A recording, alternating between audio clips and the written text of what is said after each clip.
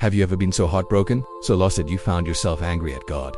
Like real anger, the kind that builds a wall between you and heaven. Today's story is about exactly that. It's about running away from God in the pain of loss and what it looks like when he still comes running after you. Main story inspired by it, Dorothy Dromgoole 8040. Dorothy had loved the Lord. She grew up believing, singing hymns, folding her hands in prayer. But when her parents passed away, it wasn't just grief that filled her heart, it was anger. She didn't understand why them, why now? And that's when something changed. She started to drift, just little steps at first, skipping prayer, ignoring church. Then she wasn't just drifting anymore, she was walking away.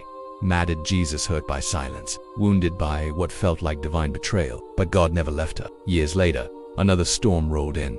The doctors told Dorothy her heart valve was failing. She'd need a replacement, and she'd need it soon. She remembers the sterile light of the hospital, the echo of test results, the weight of uncertainty, and yet somewhere in the fear she heard a whisper. Not from the doctors, not from her friends, but from him. Come back to me.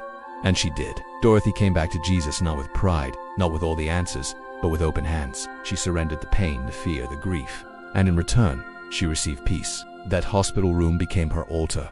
That diagnosis became her wake-up call. Today, she's got a brand new valve beating in her chest, and an old, familiar joy beating in her spirit. Even now, as she waits for her next doctor's appointment, she says it again with confidence. I'm trusting Jesus. I know it's going to be okay. If you've ever felt like God let you down, you're not alone. Jesus never promised life would be easy, but he did promise that he'd never leave us. He meets us in hospital beds, in graveyards, in the silence between prayers. God doesn't shame you for your anger. He waits for you in love. And he's not mad you walked away. He's thrilled when you come home, just like Dorothy did.